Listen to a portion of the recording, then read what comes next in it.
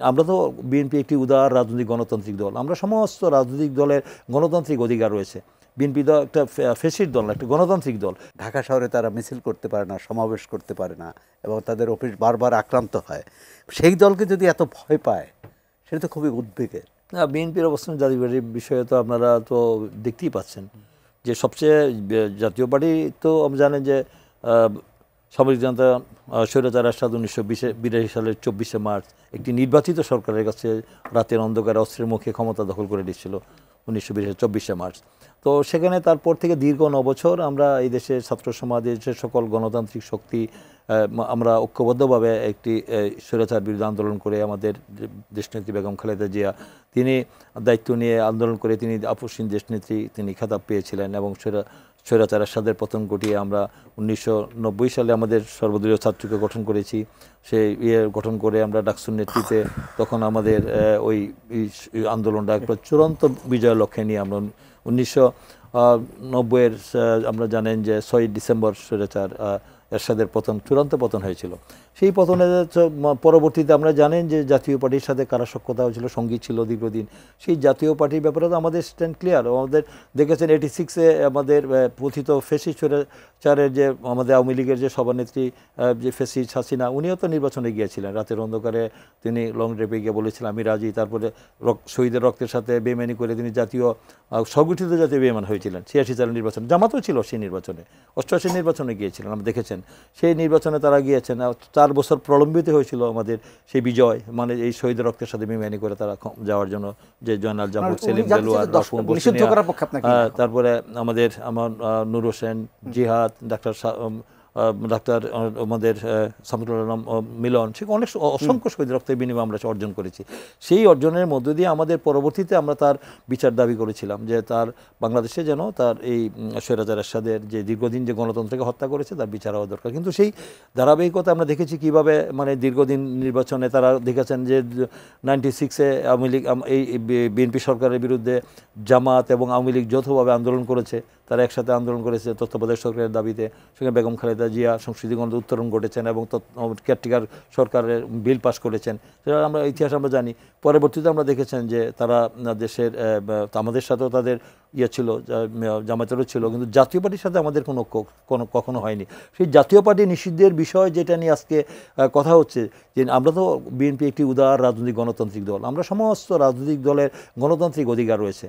BNP তো একটা fascist দল না, একটা গণতান্ত্রিক দল। সেই গণতান্ত্রিক দল হিসেবে গণতন্ত্র বা পূর্বশত্রুতা পরামর্শ সহিষ্ণুতা, এবং যারা বাংলাদেশের রাজনীতি করতে পারবে, সেখানে আমাদের সংবিধান অনুযায়ী তারা রাজনীতি করার একটা নাগরিকের অধিকার রয়েছে।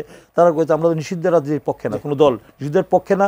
যারা নিষিদ্ধ চাচ্ছে তাদের এই নিষিদ্ধ জাতীয় নিষিদ্ধ হলে তাদের কি বেনিফিট, তাদের সেই কি বেনিফিশিয়ার হবে তারা, এটা তাদের জন্য মানে সুবিধা হয় যাতে আগামী নির্বাচনে সেই তারাই চাচ্ছে যে জাতীয় পার্টিকে নিষিদ্ধ। 5ই আগস্টের পর প্রথম কোনো একটা নির্বাচন হতে যাচ্ছে, এবং এই নির্বাচনটি সাধারণ মানুষের মধ্যে খুব আগ্রহ তৈরি করেছে ডাকসু নির্বাচন, এবং মিডিয়াতে অবশ্যই একটা আগ্রহ জায়গা আছে।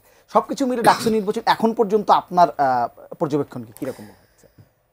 তার আগে আমি ওই যে একজন দর্শক যে প্রশ্ন করেছিলেন,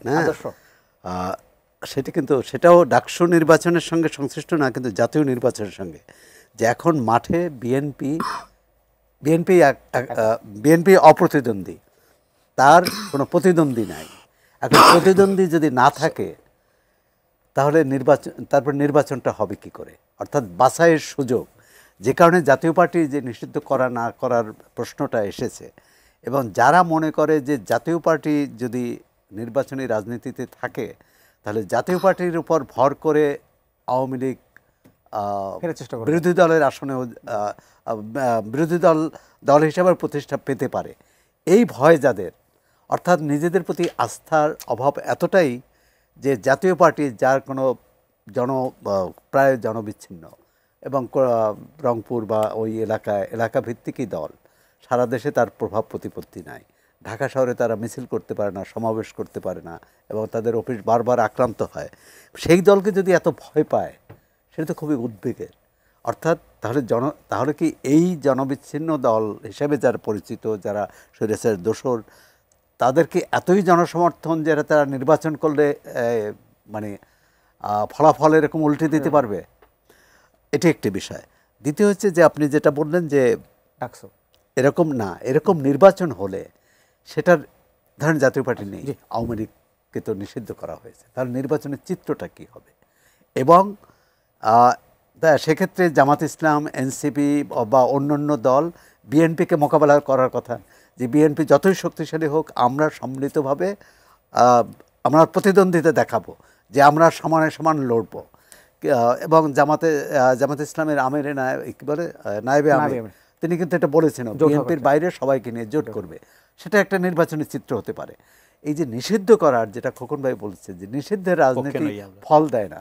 আওয়ামী লীগ তো জামাত ইসলামকে নিষিদ্ধ করেছিল, যদি নিষিদ্ধ করে কি তারা কি ফল পেয়েছে? আজকেও যারা একের পর এক রাজনৈতিক দলকে নিষিদ্ধ করার দাবি করছে, তাতে গণতন্ত্র লাভবান হবে না ক্ষতিগ্রস্ত হবে?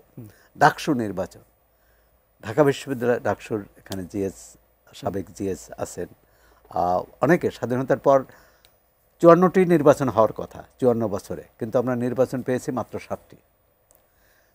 এটি দুর্ভাগ্য আমাদের। এবং বাংলাদেশের রাজনীতির যে দুরবস্থা, রাজনীতির যে সংকটপূর্ণ অবস্থা, এর কারণ ডাকসু বা ছাত্র সংসদগুলো নির্বাচন না হওয়া। প্রথমত হচ্ছে নেতৃত্ব তৈরি হয় না এই ছাত্র সংসদ নির্বাচন না হলে। দ্বিতীয় হচ্ছে যে উপর থেকে চাপিয়ে দেওয়া হয় রাজনীতি। আপনারা দেখছেন যে সব রাজনৈতিক দলগুলোর প্রতিনিধিত্ব কারা করে? ব্যবসায়ী, আমলা, সাবেক আমলা ইত্যাদি। ডাকসু নির্বাচন, ঢাকা বিশ্ববিদ্যালয়কে বলা হয় যে স্বাধীনতার সূতির কারাগার। তো এই বিশ্ববিদ্যালয়ে একটা ঐতিহ্য আছে, একটি সুনাম আছে, একটি অহংকার আছে। সেখানে এটি শুধু স্বাধীনতার আন্দোলনে, স্বাধীনতা সংগ্রামে অগ্রণী ভূমিকা পালন করেনি, মুক্ত বুদ্ধির আন্দোলনেও অগ্রণী ভূমিকা পালন করেছে। তো সেই বিশ্ববিদ্যালয়ে সাধারণ শিক্ষার্থীরা এমন প্রতিনিধিই বেছে নেবেন যারা মুক্ত চিন্তা করে, যারা জনস্বার্থের পক্ষে সবসময় সোচ্চার থাকে।